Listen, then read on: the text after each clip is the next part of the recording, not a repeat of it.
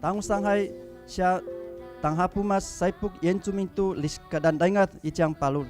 首先介绍原住民族委员会一将保路儿主任委员。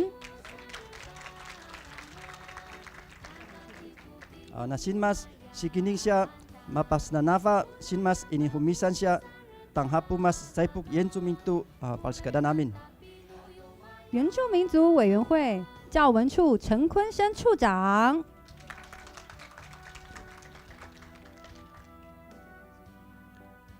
Na Sinmas Mesnasan Auzo Dalak Tantu Palskadan。澳洲办事处雷佳琪代表。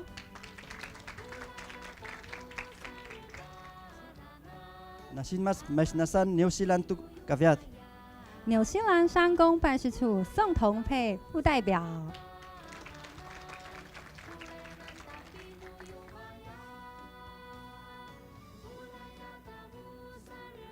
Na Sinmas sa Saipuk Yenjumin siya Taihukutu Palskadan。台北市政府原住民族事务委员会主委代表刘凯勋助理员。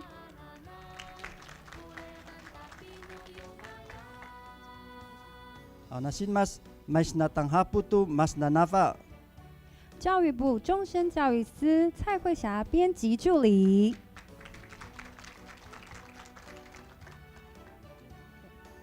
Law pagkaudahay na tangusta panasainon siya Tanghapumas Saipuk Yenjumintu Liskadan Daingat Ijang Palut Palinutu。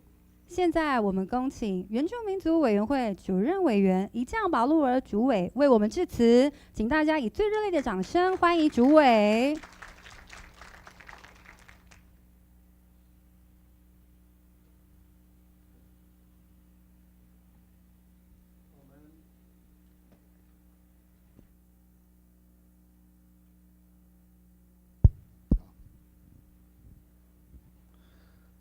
各位我们来自国内外的教授，还有我们发表人跟与会的各位贵宾特别是我们2位代表我们澳洲的雷佳琪雷代表，还有我们纽西兰的副代表发给发上马波隆，爱好，大家好，今天。非常高兴能够来一起跟各位参与本会跟我们的研发中心举办的这个研讨会特别代表研民会呢来表示欢迎跟感谢的意思。那么根据我们研民会在2012年到2015年3年的这个语言的调查发现我们台湾的原住民族的语言出现了非常重大的危机。在这个危机里面呢，已经有9种语言已经濒临严重的这个传承的危机也因为这样子，所以我们在2014年的时候呢特别成立了原住民族语言研究发展中心，来推动我们的这个很重要的相关的业务包括这个族语的介词、新词，还有族语分级测验的题库，以及族语教学教材跟族语复振政策等多项的这个研发的工作由我们这个研发中心呢。来推动我们很重要的研发的这个事务那在2014年成立之后呢，我们很快的在当年呢就开始以台湾原住民族语言为焦点的一个国际研讨会在2年前也办过。那今年呢算是我们再度来举办这样的一个研讨会。那么这次呢，我们是以族语复振政策执行与成效20年的回顾来做主题。那么希望从家庭、学校以及社区的实践，跟这个组织行动力，还有族语能力的测验等3大面向呢，来检视我们国内语言复振的成果。同时我们也特别邀请了我们国外的很多的专家学者，包括我们澳洲来的学者，还有加拿大、纽西兰、这个日本、美国等很多的国家共同来研讨这个语言的这个相关的这些事务。当然，这次更大的这个创举是在2年前没有的，就是我们用公开征稿的方式呢，来采用在今天的采用这个口头发表还有海报发表的这个2种方式呢来进行。我想这是我们这次研讨会一个非常特殊的一种做法哈。那么这次呢，研讨会总共会有21篇的这个论文跟相关的文章的发表哈。这么丰富的这个案例呢，还有这么多点的这个观点呢，我相信今天的这个整个研讨会会非常精彩跟丰富哈。那同时，我也在这个地方跟我们来自国外的贵宾跟我们国内的贵宾特别要报告的地方是，我们在这个8月1号的时候呢，我们的新任的总统蔡英文特别要代表我们中华民国政府呢，要为我们过去原住民族所遭遇的各种的一些，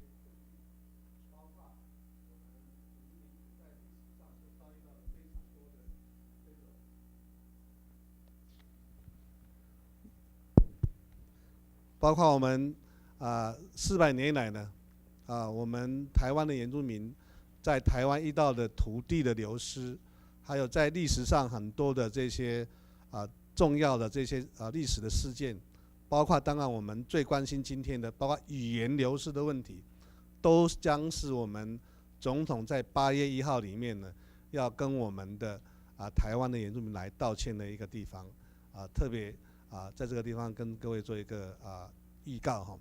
好，再次欢迎我们所有来自国外、国内的所有的专家学者来探讨这样的一个研讨会，也希望我们的研讨会顺利满成，祝福大家身体健康，万事如意。好，来，谢谢。Uninang mita paliskadan ijang palut. 谢谢我们的主委。Nalapakuhay panasay nun siya tanghapumas kingkyu sinmas asa mapisyal yenjumintu halinga tuliskadan songli may hakasi palinuto. 现在我们邀请原住民族语言发展中心主任宋丽梅教授为我们致辞。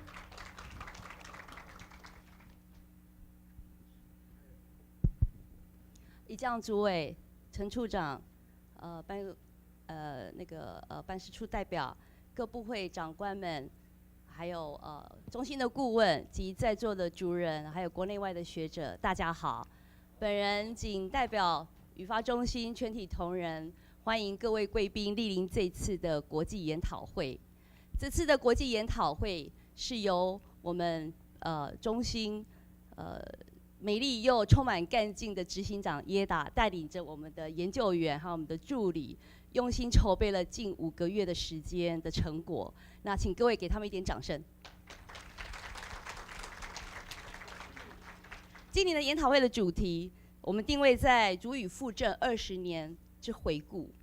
回顾过去，我们才能够展望未来。那在座的各位，对于自己的语言的一小步的努力，是我们族语复振往前迈进的一大步。语言不是只有是语言，语言还是我们的灵魂，灵魂本身也需要知识的滋润。那让我们今天一起来品尝我们语发中心为大家准备的知识飨宴。乌里南。Uninang songli may paliskadan. 谢谢我们的主任。Labaku daw hay na panasay nun siya mesnasan New Zealand tukavyat song tongpei. 现在我们邀请纽西兰商工办事处宋同佩副代表为我们致辞。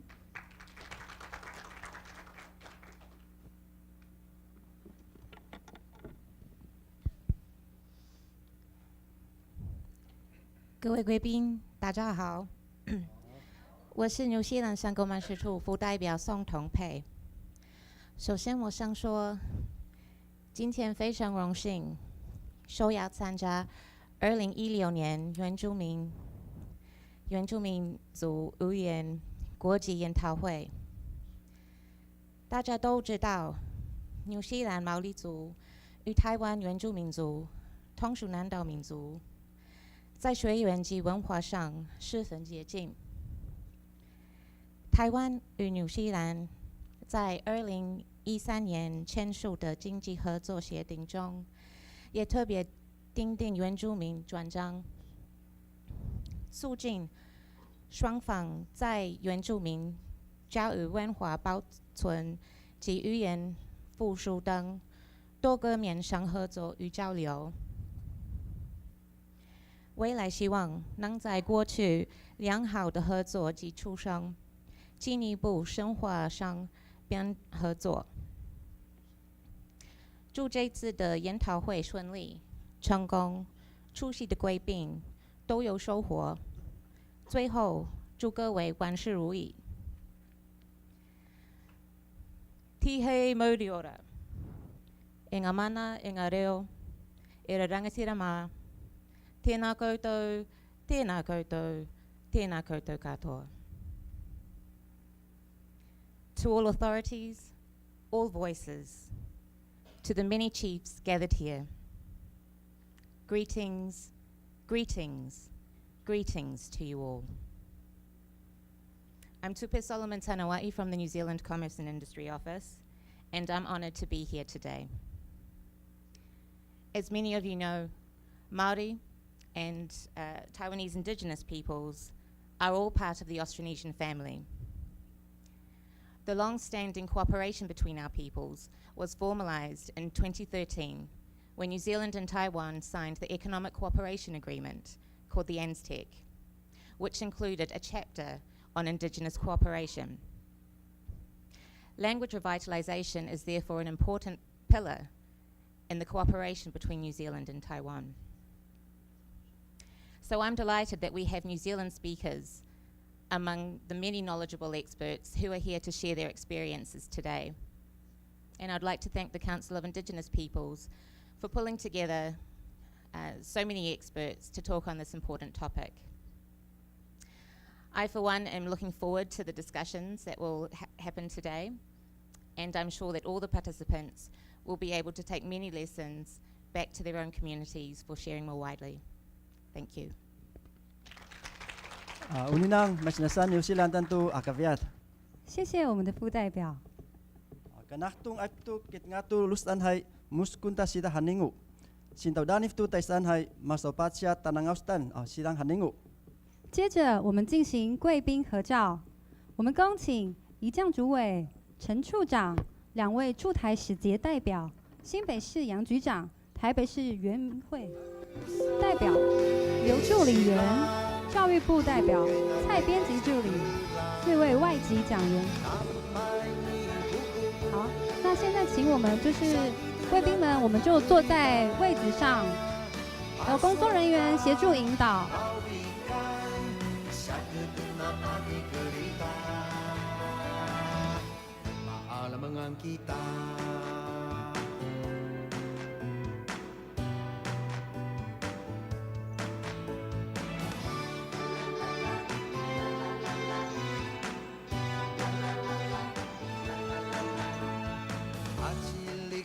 Mading aki kay kawao maala mengana lausay kinaman itu ay ikuso aki ruway kamuni maala mengana kinaman 各位来宾，不好意思，我们现在是所有就是我们与会的参与来宾，我们一同合照。那我们中间座位的来宾们不用动，你们就坐在位置上。各位两侧的来宾们，请帮我们靠近中间的走道，我们集中在中间做团体合照。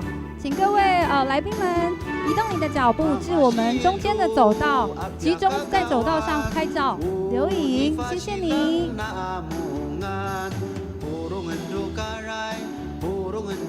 请各位两侧的来宾们，我们集中在我们走道上，我们尽量集中在走道上这边，我们做团体合照，谢谢你。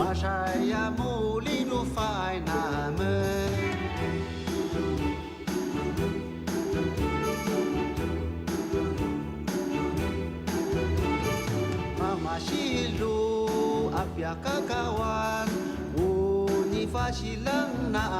各位来宾们，我们就尽量集中在中间走到这边。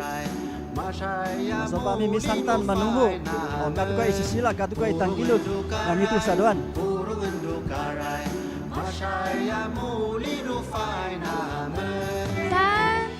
2、1，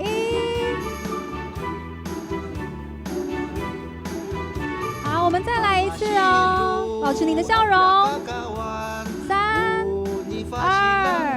1，谢谢，谢谢各位来宾。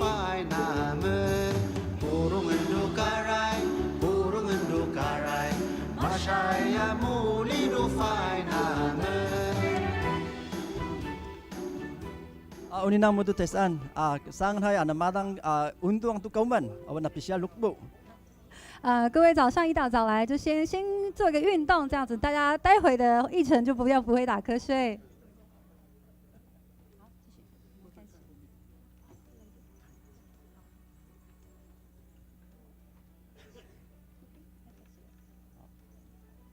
Uninang mo to tesan. Nakit ngabin mita aip tu palihan siap. Musuhai sa ami siya imutu anunghan jam manunghu. 各位来宾，我们即将开始我们第一场的专题演讲。Nakit ngabin mita palihan siap. Lau pakau hai napanasay nun siya hoa chay hakasitan. Mada sain tu palihan siap. Mada na palinuto hai siya mais na auto tu hakasi. Lakumen tahu isay siya tu kiningkiwan. 我们请主持人排湾族耆老及文史工作者华阿才先生及专题演讲人澳洲阿德雷德大学 Zachman 教授到台前。我们原民会的主委一江主委，还有在座的各位尤其是来自澳大利亚的代表，还有我们纽西兰的代表。还有所有的我们在座的各位语言专家，大家好，大家平安。这个国际研讨会在语言的一个，我们尤其是我们台湾原住民族的语言的一个国际研讨这个部分呢，非常重要。那么我们现在的原民会也很重视，尤其又成立了我们原住民族语言研究中心，我们主任也一直努力在推展非常有成效。我们在基层里面呢，很安慰的。我很荣幸能有机会来在这里主持这一场，尤其是第一场。我刚刚在山上来的时候，我是4点就起床，然后赶到车站的时候已经6点多了，然后赶上6点20分的高铁到台北，然后在台北车站要赶到这边的时候迷路，常常迷路，到底是下第几楼都搞不清楚，因为很久没有来了，有点忘记了。然后上楼下楼上楼下楼就耽误一点时间，所以到这边的时候还来得及，可是用跑的，所以满身大汗，我的汗还没有干，非常抱歉很没有礼貌其实呢，我现在就是这一场次呢很重要我特别呢，因为我们今天这一场的专题演讲是一个非常了不起的一位研究员，又是一个专家，我特别小抄把他的部分跟大家介绍一下。他这位主讲就是Gerard 还有 Zuckerman 这位教授呢，我的发音是排湾族的。Zuckerman， 不大标准，请原谅请原谅。那么他现实是澳洲是阿德莱德大学的一个语言学的教授，语言学系的教授。另外，他有一个非常精彩的经历我跟大家报告一下。他担任过很多家机构的一个研究员。首先就是美国那边的一个不是英国的剑桥大学居吉尔耶学院的一个古本凯恩的一个研究员，然后又担任过美国洛克菲勒基金会的，还有 Texas 大学的一个哈利曼萨姆人文研究中心的研究员，又担任过澳大利亚的一个什么呢？拉乔普大学的一个语言类型学的研究中心，你看很特殊的一个研究方式啊。另外又担任过日本国立国语研究所等等机构的高级研究员的一个职务，实在很了不起的。然后他在2013年到2015年的时候呢，担任过什么澳大利亚的一个词书学会这个主席。然后他是一个语料库词典学、司法语言学含世界各地的诉讼案件的顾问和专家证人。哎呀，好了不起的啊！另外又担任过什么语言接触学刊的一个编辑委员，还有牛津英语词典的顾问等等。所以可以说是非常了不起的一位学者专家。那么今天呢，刚刚主委有语重心长的说，我们在台湾的原住民族的语言呢，已经有不少的流失的现象，很多还没有复振回来。我们现在这个题目是复振，怎么样恢复振兴起来的意思。我很荣幸的在民国86年开始我在原民会服务的时候定了语言政策的那个阶段呢，我们做了一点点小小的施工，但是功劳很小。往后呢，就这几年呢，定了很多语言的发展，各县市政府还有我们原民会在大力的推动之下，各族都在做很多的工作。比方说在社区里面，比方说部落大学里面，还有都会区里面、乡下部落里面都有在推展，是有复振的影响。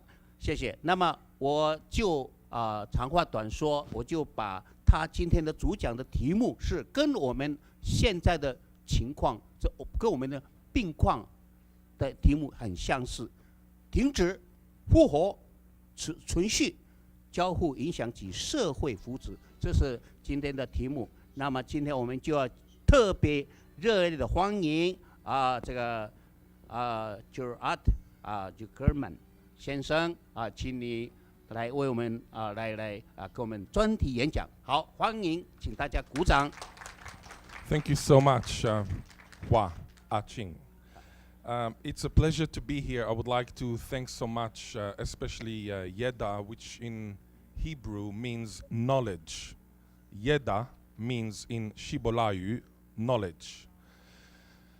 But also Ichang Parod, the minister and the director of the center, ILRDC. It's a pleasure to be in Taiwan for the first time. I would like to start with resilience.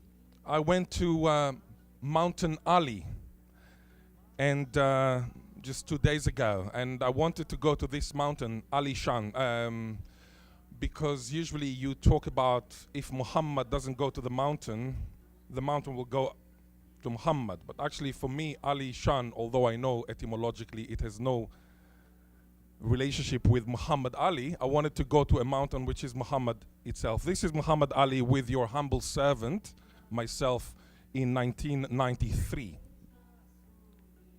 It is about resilience. If you know his boxing tactic, it's about resilience. He doesn't give just one knockout like Rocky or Rambo. He's actually a very long-term boxer. And I think with language reclamation, you need to have resilience. You need to go long-term. The main question that I would like to ask today is, why on earth should we invest time and money in reviving dead, in quotation marks, languages? I call these languages sleeping beauties.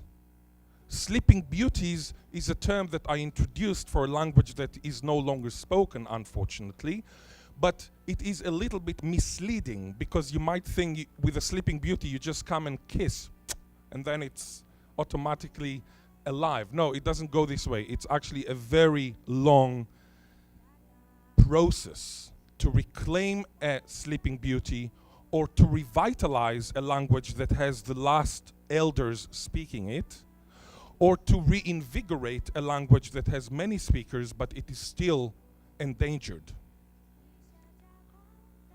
But there are many related questions. Can you hear me well? There are many related questions. One of the questions is there a link between language and mental health, well-being? Should we financially compensate indigenous people for the loss of their native tongues? I have heard a lot about compensation for the loss of land. But land, in my view, is less important than language. Should Aboriginal languages be defined as official languages of Australia or Taiwan? Why is it that neither Taiwan nor Australia defines Aboriginal languages as the official languages of the nation? Should we erect bilingual signs in Australia or Taiwan?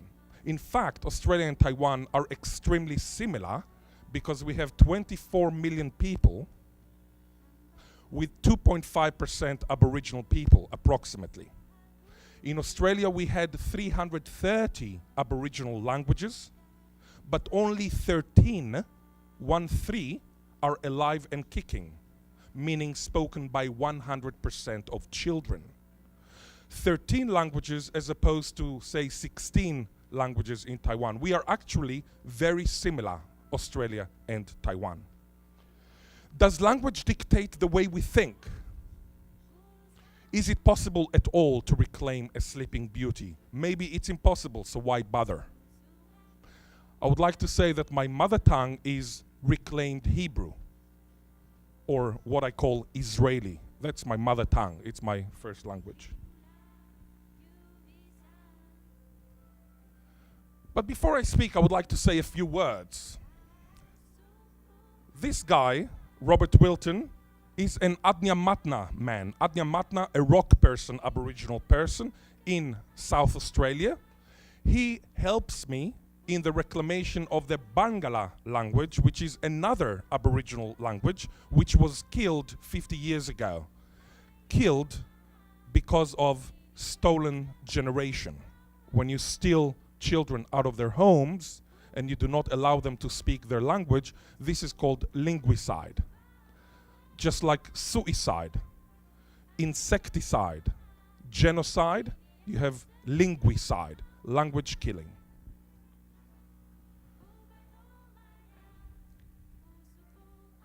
If you look here, this is Howard Richards. Can you see the laser?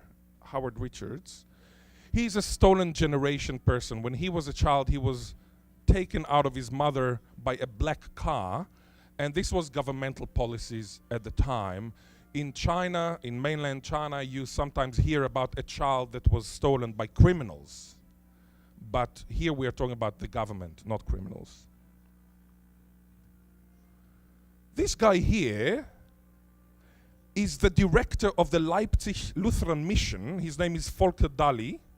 And he came to visit the Bangala people, stolen generation, stolen generation, stolen generation, because what we are doing, we are using a dictionary that was written 172 years ago by a Lutheran missionary who came to Australia to Christianize the heathens, in quotation marks. He wanted to show them the light, in quotation marks. And in order to do that, because he was following Martin Luther, he had to write a dictionary in their own language, because Martin Luther, the religious leader, believed that you need to Christianize in the language of the heathens, or the heathen, and not in English. The Anglican Church would do it in English.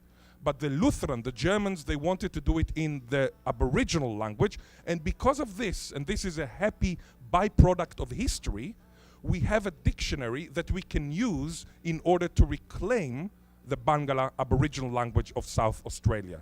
In other words, he wrote the dictionary in order to disconnect the Aboriginal people from their heritage. I use the dictionary in order to reconnect the Aboriginal people to their heritage. It's a beautiful example of how one thing you do today can be used for a totally different purpose 172 years from now. This is Clamor Wilhelm Schumann. This is a Bangala child, and we made up a word, Ganu Ganumuna, for the beanie. This is a beanie. Of course, in 1840, there was no word in Bangala for beanie, for this hat. Ganu Ganu in 1840 means warm or sheltered, and Muna means cap or hat. Ganu Ganu Muna.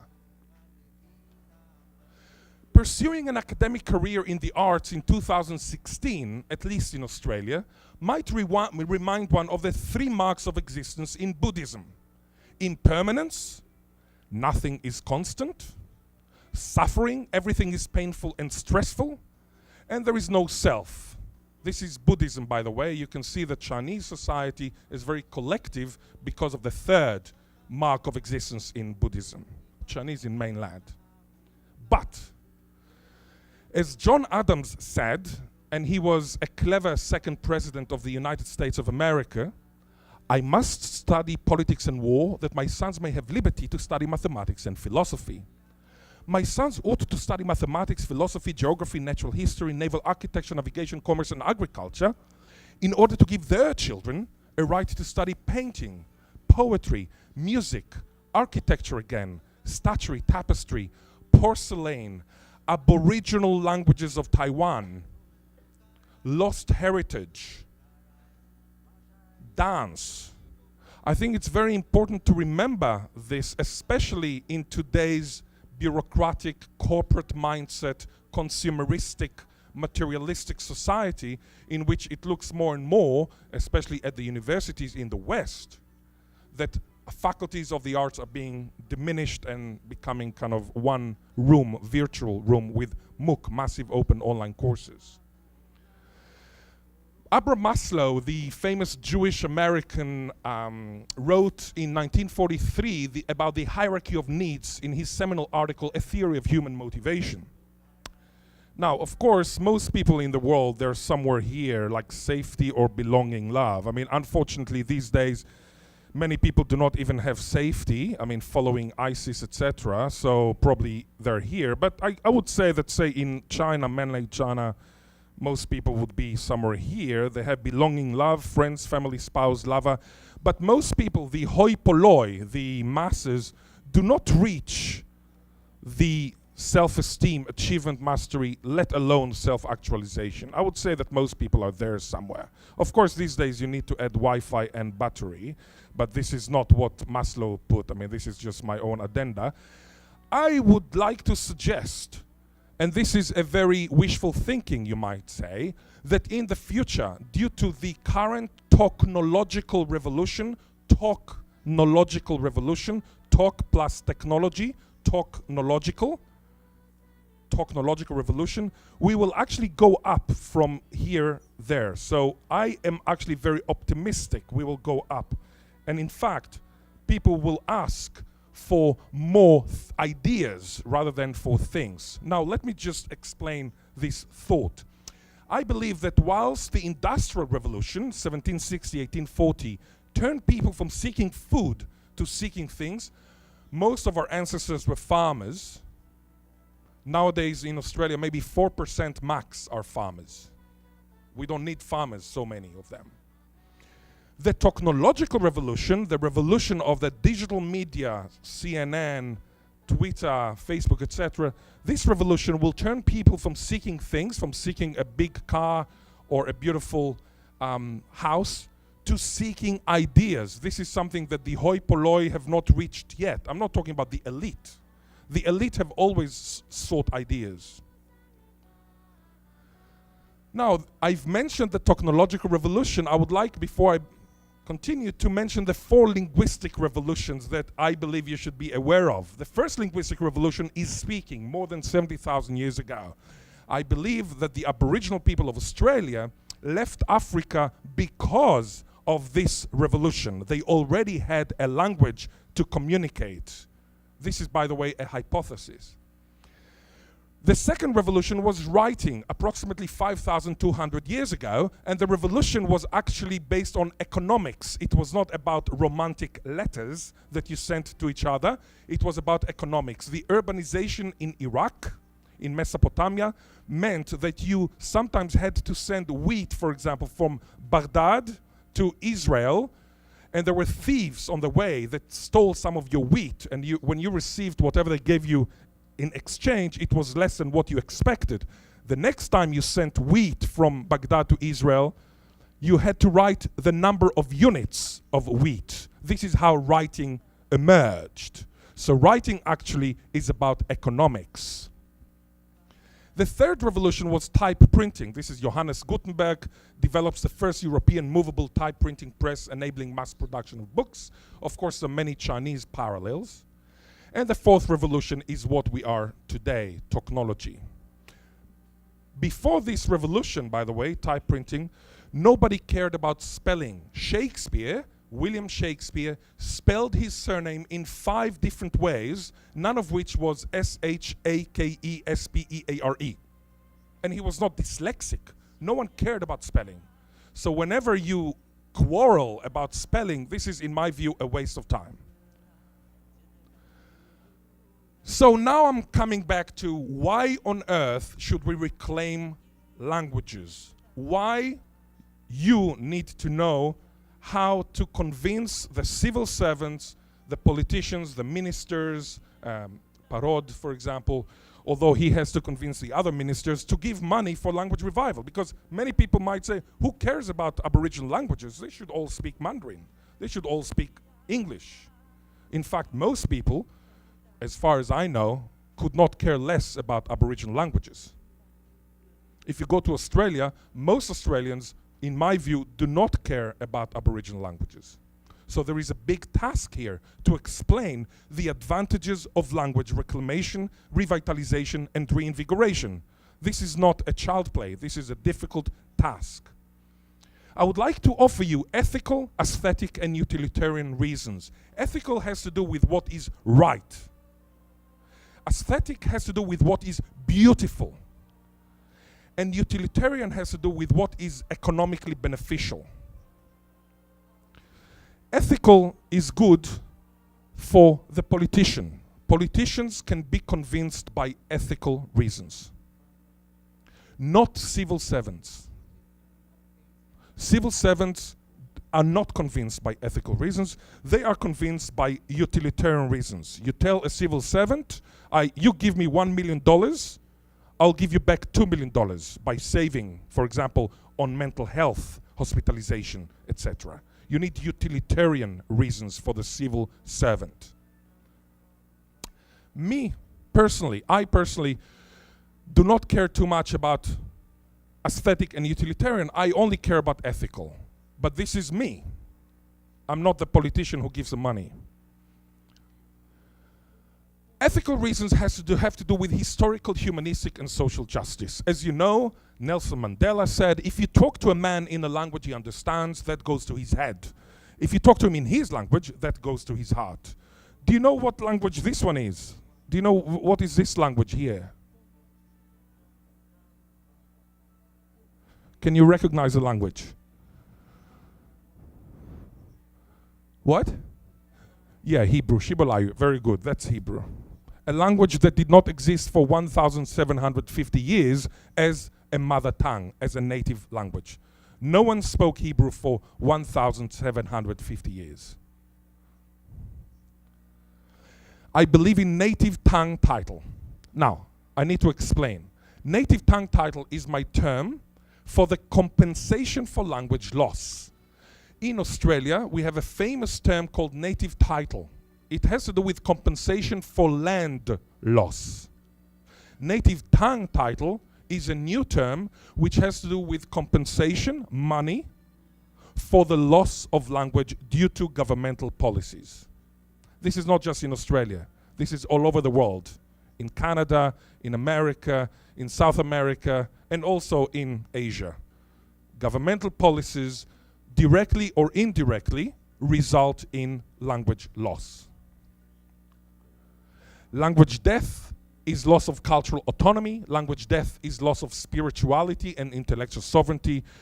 As the director said, it's loss of the soul, metaphorically. This is an example of linguicide ideology. This is Anthony Forster, a South Australian politician.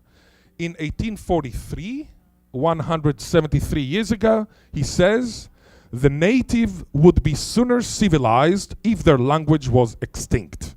Who is the native? Who are the native? The Aboriginal people. What is civilized? It means Europeanized. And extinct means linguicide. This is linguicide ideology. It's not only stolen generation in the 20th century. This is 19th century. This is an example of South Australian Governor George Grey. He says he was relatively pro-Aboriginal, relatively. The ruder languages disappear successively, and the tongue of England alone is heard around. Why does he say the ruder languages? Why does he regard the Aboriginal languages, which are grammatically complex, very complex, with dozens of pronouns, and many cases that Europeans find hard to learn, like ergative case? Why does he regard these languages as rude? Australia ought to learn from New Zealand. So we have two representatives of Australia and New Zealand here. And so I would like to commend the New Zealand government. So firstly, Aboriginal and Torres Strait Islander vernaculars should be defined as official languages of their state territory of land. There should be 331 official languages in Australia, following New Zealand. In New Zealand, there are 2 official languages. Can you guess what they are? 2 official languages? What are they? No, not English. English is not official in New Zealand. Te reo Māori. Te reo Māori. We have 2 Māori representatives. Te reo Māori and also a Pacifica representative. So Māori is one official language. What is the other official language of New Zealand? Sorry? Very good. Sign language. The endangered language of the deaf people. It's endangered because of the cochlear implants. It's becoming extinct. It's interesting. Deaf languages are endangered too. So these are 2 official languages. Australia should have 330 Aboriginal languages as the official languages of Australia and 1 Australian Sign Language. So 331 languages. Of course, English should not be an official language. It is a de facto one. You don't need to officially declare it. Just as I believe there is no need to officially declare, say, Taiwan Mandarin as the official language of Taiwan, because it's a de facto one. Even if it's not declared, it is. You know what I mean? So you need to declare the Aboriginal language as the official language of Taiwan. Signs, and this is a linguistic landscape, or what we call langscape with a G, langscape, should be both in English and in the local indigenous language. I have traveled around in Taiwan. Sometimes I saw the local language, but mostly I didn't see. I just saw the Mandarin and the English. I didn't see the Aboriginal language. So, for example, all the governmental offices, they should be in Mandarin, in Taiwan Mandarin, as well as in the other languages of the region. This is just an example of Y262 1991 from New Zealand. The Crown's support for revival of the language should include, this is in Te Reo Māori, effective policies, appropriate resourcing, and steps towards the provision of public services in Te Reo. Te Reo means the language in Māori, the language. The provision of programs including Māori medium education that are highly focused and effective and appropriately resourced, and expanded role and powers for Te Taura Whiri. Te Taura Whiri means the Māori Language Commission, but actually it's a metaphor of kind of a bundled rope, because the language puts everybody together. It's like a rope that you bundle together, and this is a beautiful metaphor within the Māori, within Te Reo Māori. These days there is a new policy, it's changing, but I just want to give you an example of how the New Zealand government cares about the Maori language more than the Australian government cares about the Aboriginal languages. Of course, there is a percentage issue.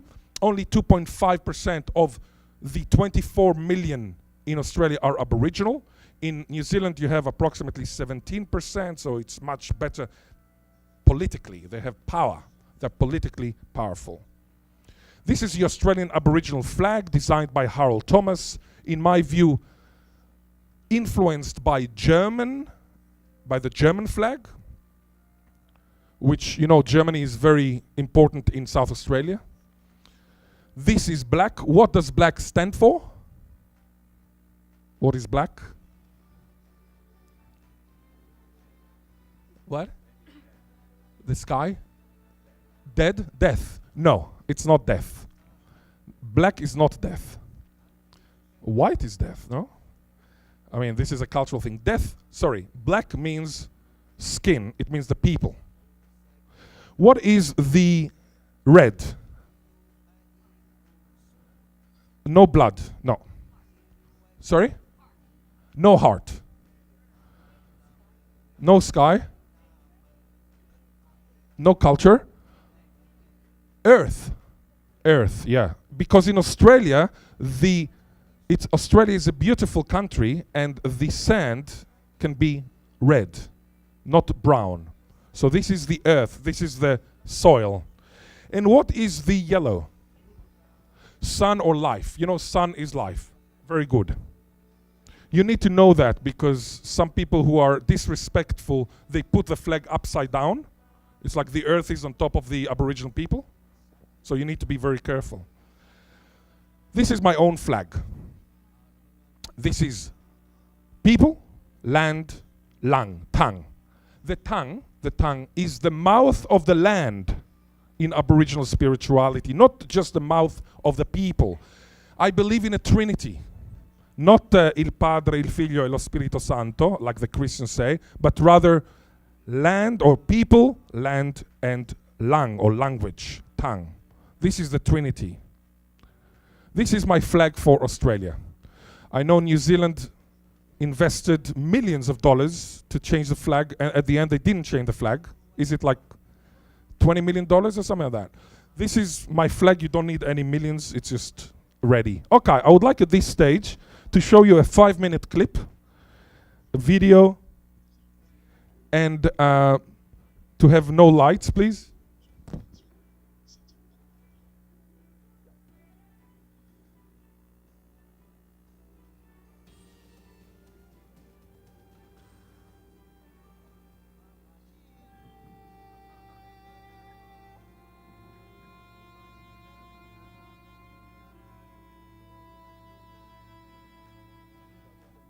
Mission in outback South Australia. As run down now as the local language, once forbidden to be spoken inside. Many nearby Aboriginal children were brought here, like Bungalow man Harry Dare. I was taken away when I was a kid, and I knew the language. I was just learning the language when I was taken away when I was 3 years old. So I have no idea. I was in the boys home for 12 years, myself and my 2 brothers. Steve Atkinson's mother was brought here too, his only link to the Bungalow language. There's no doubt that this place contributed to my mother's, or the decline of the Bungalow language for my mother, but I suppose to put it in perspective, it wasn't the missionaries that done that, it was government policy. Even though my mother came in speaking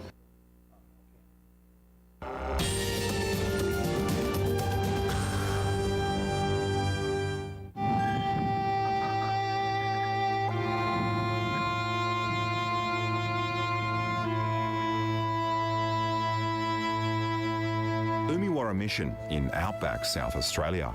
As run down now as the local language, once forbidden to be spoken inside. Many nearby Aboriginal children were brought here, like Bungalow man Harry Dare. I was taken away when I was a kid, and I knew the language. I was just learning the language when and I was taken away when I was 3 years old.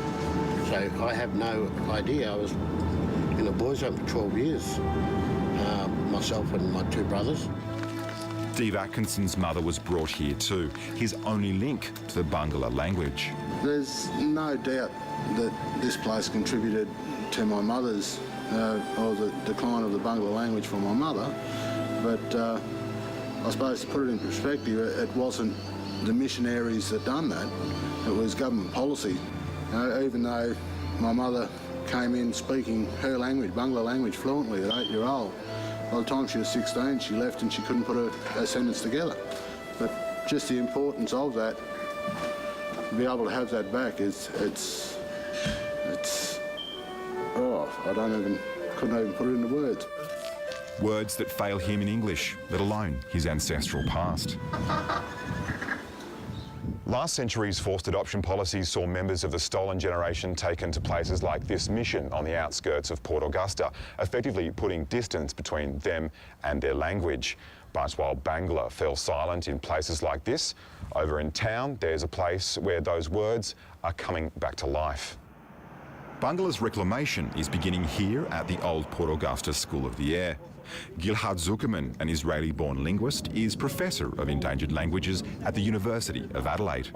His bold plan is to revive the language using the memories of the elders and a 170-year-old dictionary made by the first Lutheran missionaries.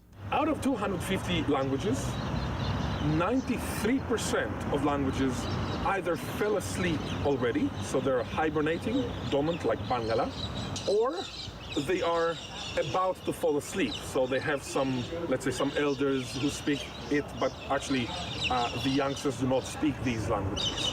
So this is one of the world's records in linguicide. In other words, Australia probably is the worst place in the world when it comes to language hibernation or linguicide, language killing. A seaside people, the Bangla once had many words for sea life. For example, multiple words for shark. Dindu. Dindu. Let me write. Dindu. The sun is Dindu. Here, the workshop participants even try to develop new words in language, like internet or computer. But the Bangla of Port Augusta are now a minority amongst minorities, with other tribes with other languages coming in from the north and from the east. So it's now more important than ever to grasp at the snippets still alive and to start piecing them together. Coming back here and learning the language is something that I've always wanted to know my language, because I grew up knowing my father's side, which is Gugada, but I had no idea what my mother's side was. So I sort of, just reclaiming our language is going to do wonders for my self-esteem as a Bangla man, Smelling you. The community here hopes they can revive Bangla in everyday situations like street signs, greetings, shopping for dinner, or the names of native animals. When you reclaim a language, we have evidence that it actually empowers people, so it results in a personal empowerment. People without a language often are people who lost their heritage, their intellectual sovereignty, their cultural autonomy.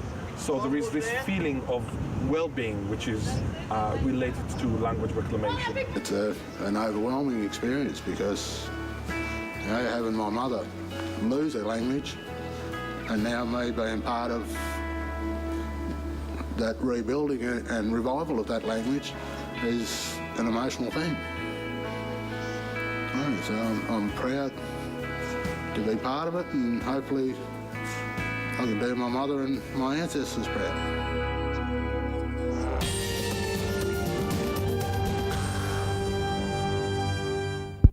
That was Stephen Atkinson, who is the son of a stolen generation person. Sorry. Okay. I would like to continue to aesthetic motivations. I think that I convinced you, hopefully, that ethically it is our obligation to reclaim languages that suffered from either linguicide or glottophagy. Glottophagy is not language killing, but rather language eating. Glottophagy is, for example, when an Aboriginal parent says, well, I don't care about my heritage language. I want my children to be successful, to become lawyers, doctors. They should only study the dominant language. This is an unfortunate reality in my view, totally mistaken and misunderstanding the advantages of bilingualism that hopefully I'll get into when we get to utilitarian reasons. So let me just briefly tell you about aesthetic motivations. When you lose a language, you lose a culture, intellectual wealth, a work of art. It's like dropping a bomb on a museum, the Louvre, Ken Hale, MIT. Diversity is beautiful. You might suffer from lactose malabsorbance or lactose intolerance, but I love my cheeses. I believe in cheeses. If I go to the Adelaide Central Market and they tell me, sorry sir, from now onwards we only serve cheddar cheese, I would be extremely disappointed. I want my chabichou, I want my roquefort, I want my cheeses. It's a matter of taste. Look how beautiful Australia used to be. 330 different colors and shades of colors. That's beautiful. That's beautiful. That's ugly. It's a matter of taste. You might prefer one color. But I don't like also the very straight lines between the states, which are, believe it or not, the result of Spain and Portugal dividing South America into Brazil, Argentina, etc. This is why we have this line between, say, Western Australia and Northern Territory, etc. It's because of South America that we have this line. Very interesting. This is what we do not want. We do not want Homo sapiens sapiens Israelicus vulgaris, the one who knows she knows, to become a barcode. We know.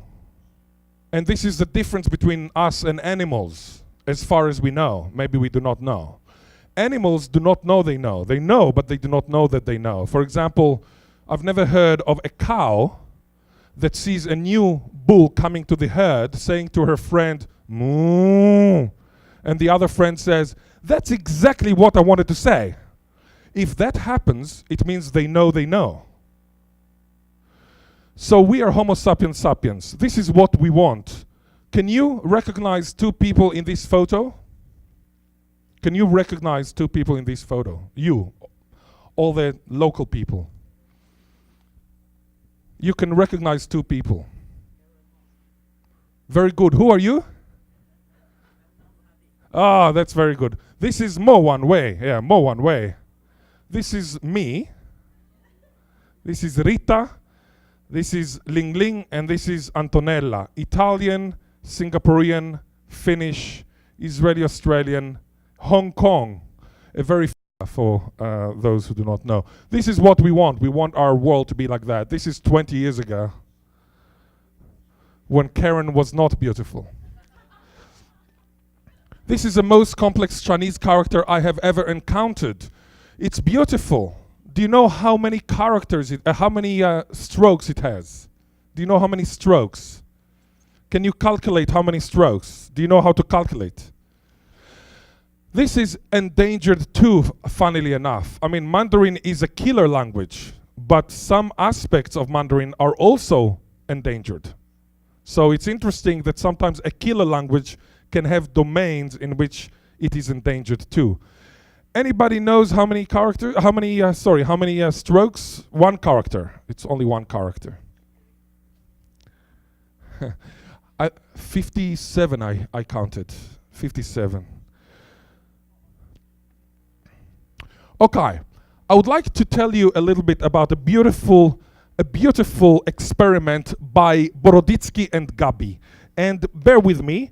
I will just give you this very beautiful experiment that shows you the advantages, that the beauty of language diversity. So Boroditsky and Gabi went to America, Israel, and Cook Tayor in Cape York Peninsula in Australia. And they asked the informants to put cards in order, in a logical order. The cards had paintings, for example, 4 cards, a woman finding a banana, a woman peeling the banana, a woman eating the banana, and a woman throwing away the banana peels. And they shuffle the cards like that. And they asked the informants to put them in order. They went to America. The first card they put here. Where did they put the second card? Here, here, here, or here? Here. Very good. Third card, here. Fourth card, here. Why? Why? Why from left to right?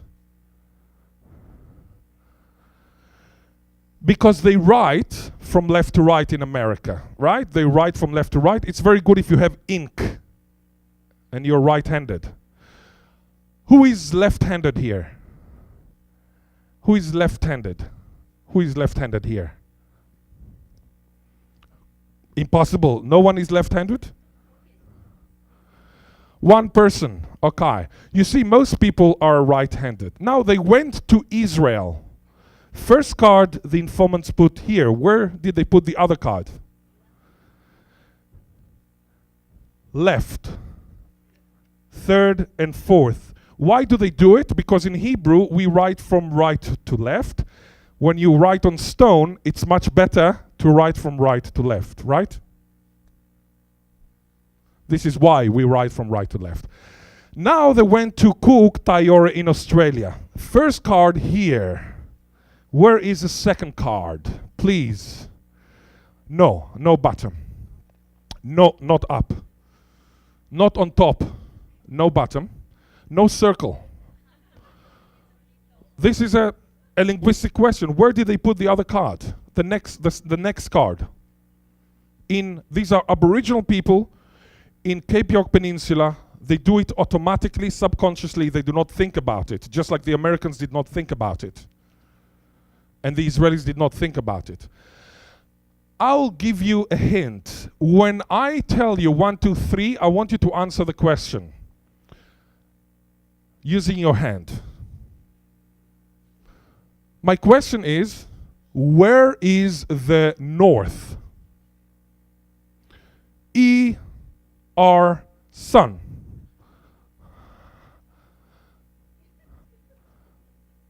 Where is the north again? Everybody has to make a decision.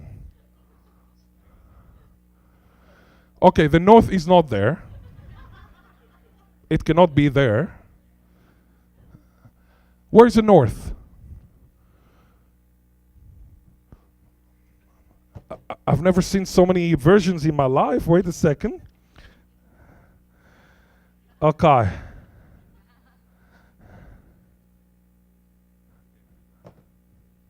Even my compass doesn't work. North.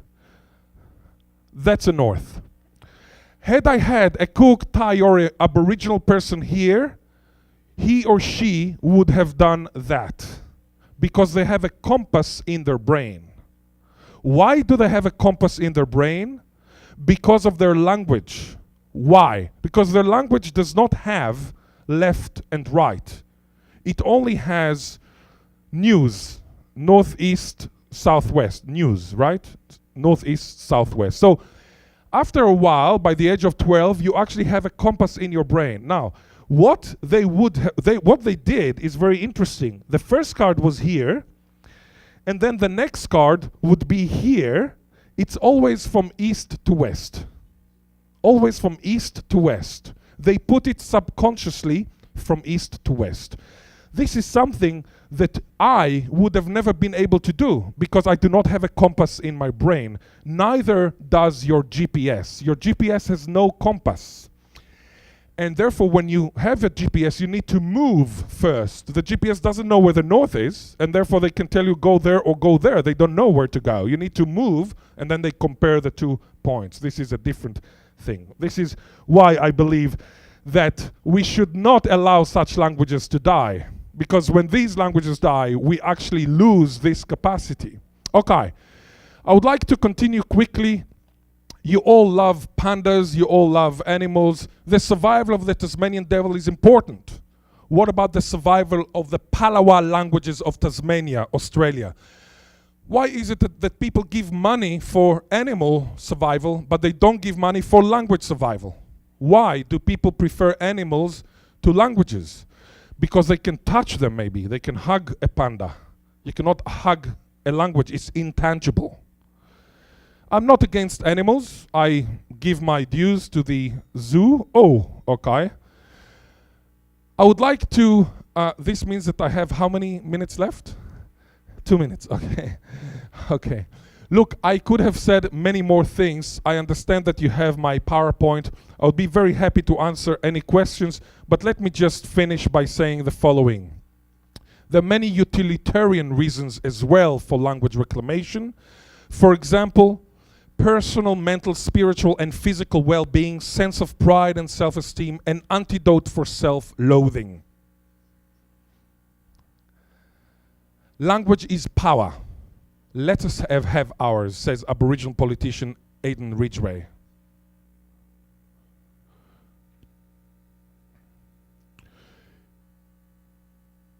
Utilitarian benefits of language reclamation have to do with suicide prevention. This is an example from Canada in which they discovered that language loss results in suicide among Aboriginal people. By the way, Aboriginal is used in Australia, in Taiwan, and in Canada, not in New Zealand. I believe that just as language loss results in suicide, language reclamation results in suicide ideation diminishing, so less suicide.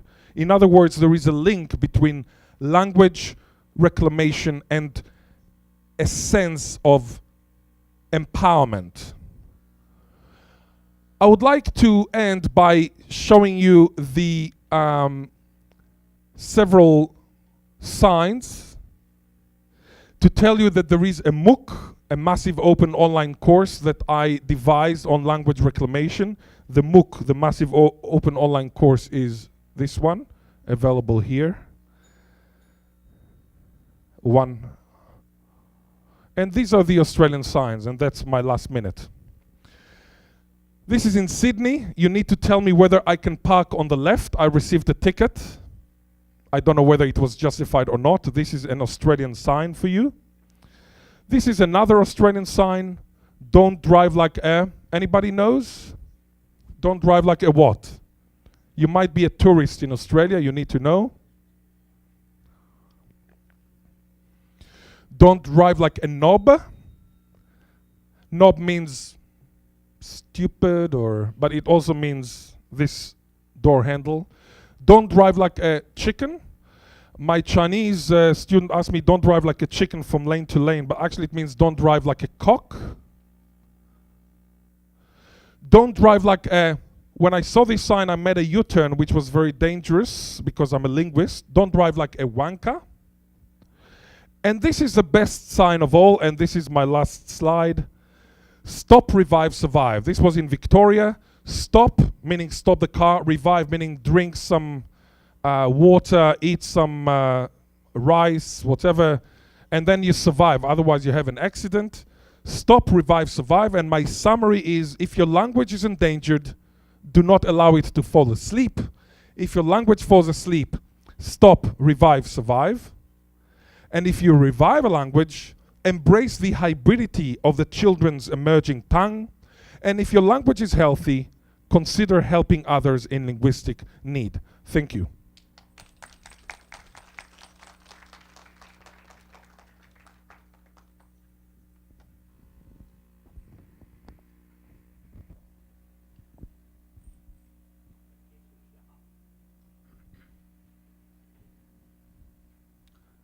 各位先进，听到了我们这个教授的那个演讲啊，专题演讲真的很精彩，很多新观念，他用很多逻辑来复振语言，它是最大的目的。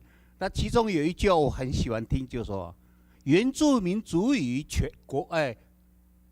原住民族语国家权，哇，这个非常生动的一个观念哦，让我们的语言的一个地位啊。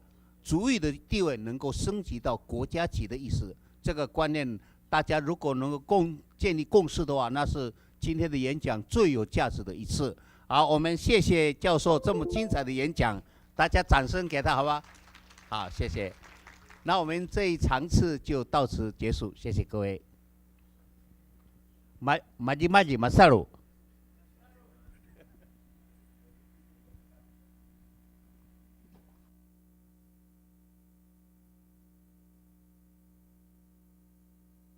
Dais tahu, dais tahu dais bat batai.